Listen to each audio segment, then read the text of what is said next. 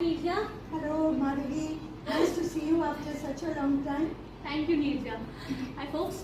Now we are in a conversation with Neerja Chowdhury, the veteran political journalist. And Neerja, my question is: nowadays, collection of news is much easier than it was before, and there are a lot of female into the job in the field. But at your time, when you started in 1976, there's very less number of female. So how you used to collect the news depending on the sources, and travel was also very difficult for the female. Train, flight, no GPS, no immediate mobile. So how you used to handle? You're right. Today you go on the net and I want the spelling of the name of somebody. I get it within a second. Yes. And even with AI now, information that I want, it will come within a couple of seconds. The whole thing starts to flow. Background, historical information. I remember I spent 2 hours checking on the name of Subramanian Swami. My goodness. 2 घंटा. कभी बात है? I don't remember the year, but it will be mid-80s or so. Okay. And I was writing a story, and in a story you could not get anything wrong. If you got a spelling wrong, everybody would doubt the rest of the story also. Okay. So you had to, facts were sacrosanct. That's true. That's true. So whether it was Subramania or whether it was Subramanian, I couldn't get through to him. So I had to get to people who knew him. So many phone calls. Today it will take me half a second. Okay. Yeah, that time it was a physical record. Even going there and having the file come out, dust and all these things away. Now you can instantly check through the that mobile or even the computers. So tell me two more instances where you had to face these sort of We things. worked not on the computer those days. Okay. When I started off, when I cut my teeth in journalism, we had these typewriters, Yes. these Remington typewriters, which cut, are now cut, cut, probably, cut. And we learned to type very fast. But the problem with it was that your mind had to be very clear. Today you can put a paragraph, cut and paste. If you've got something, you want to start with it. The first para, you've written something, you move it up and down, sentences here and there. You can correct as you go along, cut and paste as you go along. Yes. That time you just have to be very clear and keep writing, otherwise you'll have to type again and again and again. Which some of us had to do. So when the computer came, it was just marvelous to be able to, the computer gave you the clarity of thinking too. You And could changing the paragraph up and down. chronology, adding, subtracting, editing. But you didn't find a little uncomfortable because earlier we used to write on the pen and paper, because when I started in 95, I had a paper and all these things. After I used to, not very happy with computers. So didn't you have Yes, this? me too, because my thing was first put down, the way I was taught to write, first put down everything on the subject that you know. Okay. Anything that comes to mind, put it down. Okay. Don't worry about the chronological order. Okay. Then you look at what should be the first para. And then, as we know, journalists, 90% of our time actually goes in getting the read right. That's what hooks the reader. Yes. Yes. That's what captures your story. And that's make us happy also. Happy, but also, the first para is very important. But you could do that. I also, like you, started to write, just put down everything and then rearrange the order. But now, as you say, with not just computers, but with AI, with ChatGPT, I've done this book on how prime ministers decide. Yes. So as a experiment, I went to ChatGPT. I said, let me try and see what they put out. Okay. Okay. And of course, they put out, within 2 seconds, they put out things about every prime minister. Wow. But what I find, at least, of course, now there are the higher versions, ChatGPT 5 and others. But what I find AI still lacks is emotion. Not only emotion, it also gives sometimes wrong information, Detail. because That it's of also course. depend on the fast primary source. AI also is a secondary source. It's always depend on a primary source. So how does the primary source is available to them? And next, after all, they will have a secondary consciousness. sources, what they have picked up from what is already They are published. secondary source to us. They are not the primary But source. they cannot do what you and I can do. Yes, they are not Go and see the consciousness. Prime Minister, the Home Minister, the Foreign Minister, the Leader of Opposition, Sonia Gandhi, yes, yes. Akhilesh Yadav, face to face. Something a living being which decide on that moment, like when I'm interacting with you. So there is underneath a current is going on which is assessing Neerja, and Neerja is assessing Madhvi, which AI cannot do. It's a non-living thing. So somewhere it has a restriction, and I think in the near future we all are Many making people our debate. believe that it is already very way ahead in terms of doing for you. One of my editors told me that I went, and he has a higher version of ChatGPT. So he said, I said to the AI, please tell me 10 creative ways of how the Bihar elections can be covered by reporters. Okay. What would be new? This is the editor's job to think through. 10 ideas new. And some of them are very good ideas. Someone, So not that all. creative Not part all. also the AI is now able to do. Anyway, the AI story is for the future. There are the pluses and minuses and fears about what it could lead to.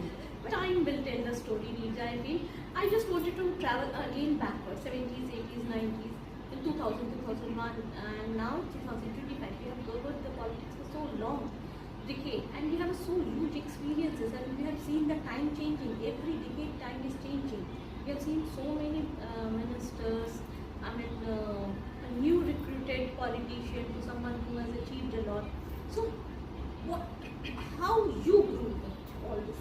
How you grew up all these experiences? I will say, when you were new, what was your approach to the recruiting and things? Because through you, we want to travel those era. What was politics all about, and what was journalism also about, and what was the situation of women at that point of time? that's We 3 were 4 very- questions you've asked me. Sorry for that. It is very important for a political journalist, for a journalist, writing on any subject, to have reliable sources of information. And television had come later, but when television came, print media became virtually off the record journalism, and TV was on the record journalism. So you have a press conference today of somebody. I, as a print journalist, tomorrow if I need to give you more information than television has given you the previous night, I will have to answer not only where it happened, what it happened, I will have to answer your question of how it happened, what is the implication of this in the short term, in the long term. So I will not only have to encapsulate what had happened, but go many steps further. And therefore, for that behind the scenes picture, you had to have good sources who told you more about the story. How do you rely on the sources? It's a very That volatile is thing. you have to. I found over the years the credibility of a journalist is the most prized possession. And how to maintain that? Again, because nowadays people I don't want to say that they don't know, but still I want to question how you maintain the credibility. I think. What are the points you keep in the mind? That's the thing. I think, as I often say, I'm an old school journalist. I believe in giving all sides of the story. I may believe in it, I may not believe in it. I may realize, suppose I go to the ground and I'm covering a rape case or something like that, and I will give that side of the story. I will give the official side of the story, what the collector has to say. I may not believe what the collector says, but I will still put it on record. And then if I have more information that they are not telling the truth, the official side, I will point to that, but I will let the reader decide. And therefore, I must, whatever my own personal views on a particular subject, when I am covering a news event or a development, then I must present the whole picture. that I think if I do that fairly, without fear of favor, I think I've done my job, because I, as a conveyor of information, I'm allowing you as a citizen, as a voter, to make up your mind about what is going on. So I feel that is my job. Of course, when I write an opinion piece about something, then of course my views can come into the picture, strongly or not strongly. If I analyze, which I have done a lot of the time, events that are taking place, happenings that are going on, then also I will analyze that this is what it means. This is what somebody says something at a time. Or for instance now, 7 MPs have crossed over to the BJP and their identity with them. What is the implication of this? What does this mean? What does this mean for Aam Aadmi Party? And what does it mean for its leadership? What does it mean for BJP in Punjab? So that would be my job, to look ahead and find out information and to project it as objectively is a bad word in that sense, but as objectively as I can do. So that is the way I approach my stories. And then of course you get tips about something breaking and something not, something new happening, and you chase that lead. And your sources will tip you off. Once you have sources that trust you, that you will not misuse that, you will not sensationalize, you will not, then they begin to trust you. And that but they know you are going to use the information given to you. Sensationalization is a different thing. But source know that with the information he or she is giving to you, you are going to use it. So how much sensibility you maintain while using the information? That too it's how you put it. You can बढ़ा चढ़ा के कह सकते हो. And now people feel, journalists have an agenda, either ideological or newspaper or the media group, and business interests, a lot of things. And I keep saying this, Madhuri, that the younger generation, the generation today, faces far greater challenges than we did. Media's role was much clearer than it is today. And there are huge pressures on working journalists. So, in that sense, to survive in the present climate is that much more difficult. But one thing I'm very clear about, even today or yesterday, in our time, the job of a media person, a journalist, is not to do PR for the government. Nor for any other political party. I'm talking in terms of politician because I've covered politics essentially. It is to hold up the mirror. It is to hold power to account. It is to hold every political party and our institutions to account. That is our job. And to be able to do that without, as I said, fear or favor or taking sides, I think if we've done that, we help create public opinion in India. Neerja, I still remember, when Indira Gandhi was into the power, and we have seen so many changes of political fate. We have seen the rise of Modi, and we never thought for the 3 terms consecutively he will come to the power.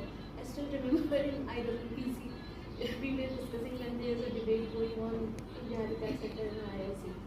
So, how do you see these changes? As a journalist, as someone who has seen so many decades, rise of the power from 2 to so many states also. They are almost like replacing the Congress, the mighty power. So, how as a journalist, an individual one, I would say, not as an industry, how you see this thing? How you tell yourself, you see this thing will happen? You have to say.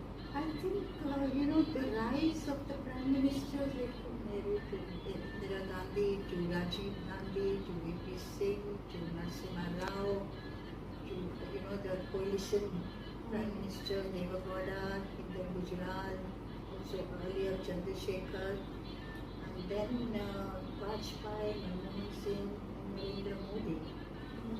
each Prime Minister represents, their rise represents a changing India. That's interesting. Changing India. So when Modi is there for the third term, I once said, he's amongst the least understood Prime Ministers. Least understood. That's quite interesting. Because we have not understood, he symbolizes a changing India at the ground, and we have not fully understood the change that's taking place at the ground level, which throws up a person like Modi who wants it for third term, and I'm sure he's going to make a bid for the fourth term. That's more interesting to hear. So also Indira Gandhi when she came. Okay. And how 66 when she came, she was foisted by the syndicate of senior leaders after Shastri's death, Lal Bahadur Shastri's death, and they felt she'll be tribal. And of course, Ramanohar Lohia and the opposition called her a Gundi Gulia. Yeah, that's a very Raji Desai called her that chokri. That's the way they viewed her. very lightly. Because they have Nixon taken. called her that witch later on. Oh my goodness. Because, she was a tough negotiator at the time of Bangladesh when it was created. So, 66 to 67 and 71 she became the Durga. When she won that election so convincingly, she got the better of the senior leaders of the party, broke the Congress party, and then won the war in Bangladesh.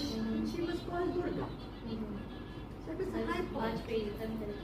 And then 1975 she went in from the emergency. 77 she declared an election. She was routed all over North India. She badly miscalculated the sentiment against her. And 80 within 2.5 years, it probably did not happen in hardly any part of the world. She bounced back with a record majority of 353 seats. She not even got in 1971. I will say the failure of the opposition party gave Failure of the opposition to hang together convincingly and her own strategy. and she come out more strongly, I feel like. More strongly, and then again 1980 her son dies, Sanjay Gandhi, and then starts her decline, and then she goes into the Golden Temple, the army goes in, which has been captured by its militant forces, Sikh militant forces, and then she is killed by her own security guards. So each time if you look at her rise and fall, it is linked to what is happening in India. It's very beautiful you have connected, top politician with the index or the changing face of India. That's really beautiful word, I will say, Neerja. And sensibility. I have one more question, since I also learned from you when I came to Delhi. I wanted to know how you see right now the politics, how you see India 5 or 10 years from now. Very rapidly changing country. We are now facing international situations that are difficult to navigate. What happens in the Gulf War between US, Israel on the one side, Iran, is going to have a bearing on us. If the oil prices go up, prices are going to go up all around. It's going to lead to economic hardship. Of course, much depends on whether the BJP wins these elections. How many of them? It is 4 assembly elections. West Bengal, Assam, Kerala and Tamil Nadu. So there are many imponderables, which have a bearing on the stability of the government, how much of a grip it has. Decision-making capacity, how much they will And political stability. Also, there are very important elections 10 months down the line, Uttar Pradesh, Gujarat, Punjab, Goa next year. Yes. So, it's very difficult to say, but certainly the opposition, I would say, is not able to get its act together in the sense of coming across as a convincing alternative to the present dispensation that thanks to Narendra Modi.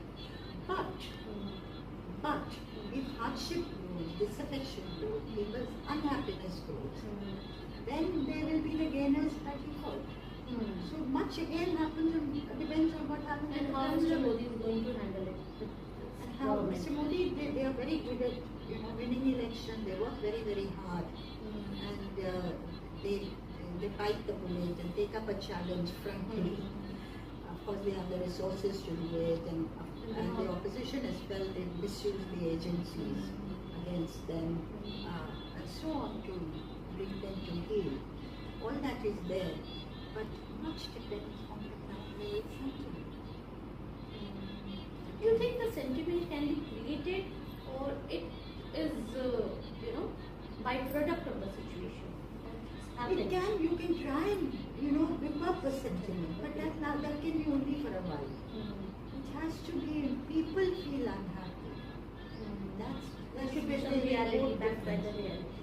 And if they feel अभी ठीक चल रहा है, manage कर रहे हैं, उनके के बारे में कि काफी परिवार को मिलने गलतियाँ हो सकती हैं, लेकिन जो कर रहे हैं देश के लिए कर रहे हैं, that confidence they don't have in the opposition to be able to manage the situation. And the opposition hasn't gone out of its way to come together and hang together, which would pose a challenge to the ruling group. वो नहीं कर पाए हैं अभी तक. So there are many imponderables again when you ask what will happen next 5 years. 5 years is a very long time. Okay, yes. But you have seen so many sessions. Anyway, thank you, Neerja, for talking with us.